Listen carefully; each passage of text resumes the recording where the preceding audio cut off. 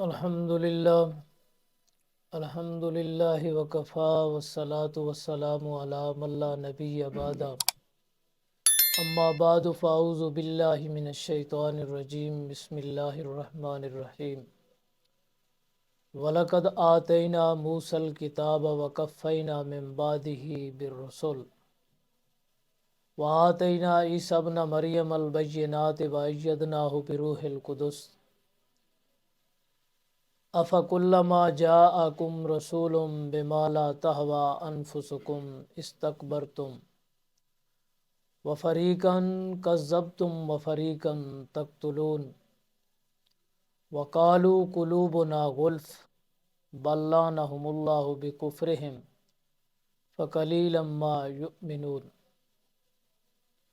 اور ہم نے تمہاری ہدایت کے لیے موسیٰ علیہ السلام کو کتاب عطا کی اور ان کے بعد لگاتار پیغمبر بھیجتے رہے،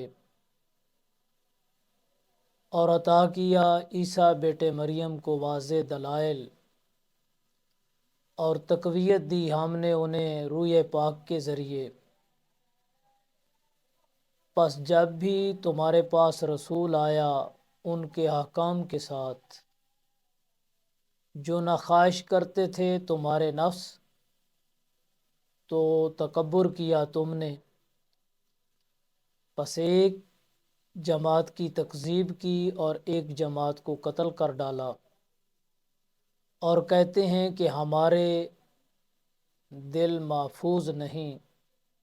بلکہ ان پر لعنت کی اللہ نے ان کے کفر کے سبب، پس وہ بہت ہی تھوڑا ایمان رکھتے ہیں۔ صدق اللہ العظیم۔ تو سامعین محترم،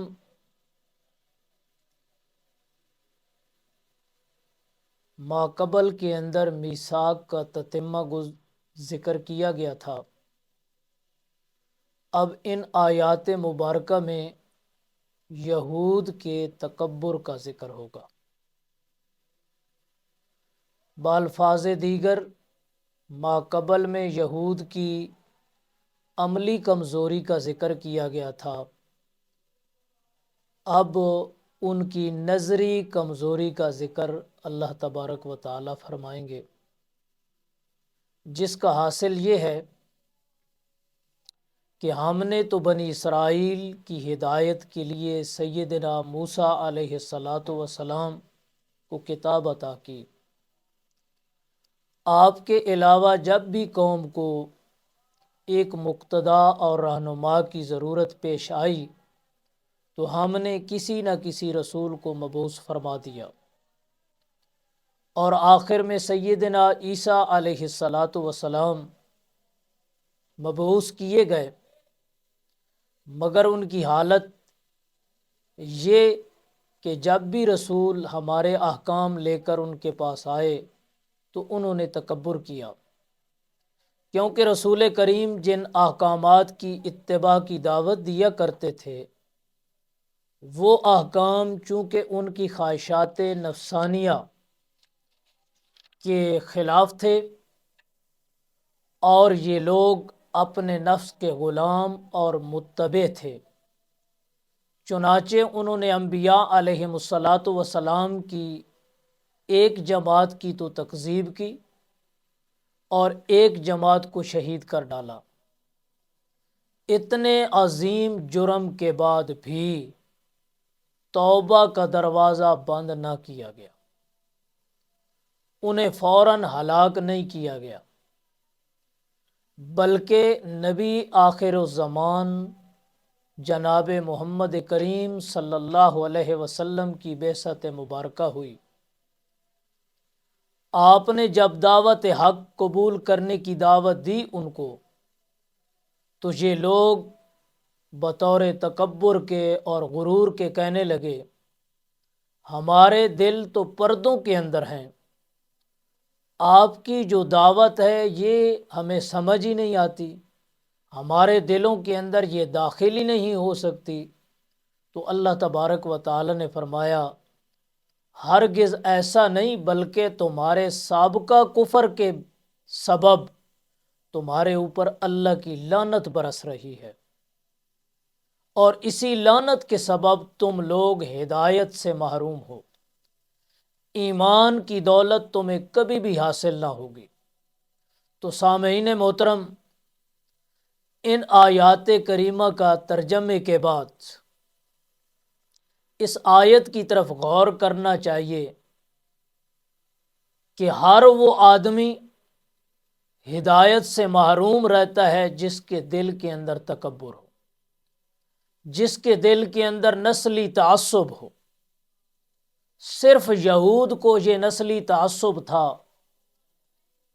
کہ جناب محمد الرسول اللہ صلی اللہ علیہ وسلم حضرت اسماعیل علیہ السلام کی اولاد سے کیوں آ گئے، حضرت اسحاق کی اولاد سے کیوں نہیں آئے؟ تو اس نسلی تعصب، خاندانی تعصب کی وجہ سے امام الانبیاء حضرت محمد الرسول اللہ کی دعوت کو انہوں نے قبول نہیں کیا، تکبر کیا، اپنے آپ کو بڑا سمجھا، فضیلت والا سمجھا۔ تو اس لیے انہوں نے آپ صلی اللہ علیہ وسلم کی دعوت کی طرف توجہ نہیں کی۔ جب دعوت کی طرف توجہ نہیں کی، تکبر کیا، تو اللہ کی لعنت کے مستحق ٹھہرے۔ تو اب ان آیات کریمہ سے یہ بات معلوم ہوتی ہے کہ جب بھی کوئی اللہ کا پیغمبر جو اللہ کا پیغام لے کر آتا ہے اور وہ عوام کو دعوت دیتا ہے، اپنی قوم کو دعوت دیتا ہے، تو قوم کا حق یہ ہے کہ اسے فوراً قبول کر لے۔ اس کی مخالفت تو اپنی جگہ پہ، بلکہ اعتراض کرنے کا بھی حق نہیں۔ اگر مخالفت کی جائے گی رسول کی دعوت کی، تو پھر اللہ کی لعنت اس بندے پر نازل ہوگی، جس طرح یہودیوں کے اوپر اللہ کی لعنت نازل ہوئی۔ اسی طرح آج کے دور کے اندر اگر کوئی آدمی قرآن کریم کی دعوت سے اعراض کرتا ہے،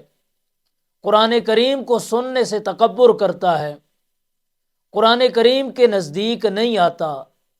اسی طرح اگر اس کے سامنے امام الانبیاء حضرت محمد الرسول اللہ صلی اللہ علیہ وسلم کا پیغام پہنچایا جاتا ہے، آپ کا فرمان پہنچایا جاتا ہے، وہ تکبر کرتا ہے اور تکبر کی وجہ سے اعراض کرتا ہے، تو اس بندے پر بھی اللہ کی لعنت برستی ہے، وہ بھی اللہ کا لعنت کا مستحق ہوتا ہے۔ اور جو آدمی اللہ کی رحمت کی بجائے اللہ کی لعنت کا مستحق ہو جائے، تو وہ ساری زندگی ذلیل تو رہ سکتا ہے، کبھی کامیاب نہیں ہو سکتا۔ اس کی یہ دنیا بھی ناکام ہے اور آخرت کے اندر بھی اس کے لیے ناکامی ہوگی۔ دعا ہے کہ اللہ تبارک و تعالی ہمیں امام الانبیاء صلی اللہ علیہ وسلم کی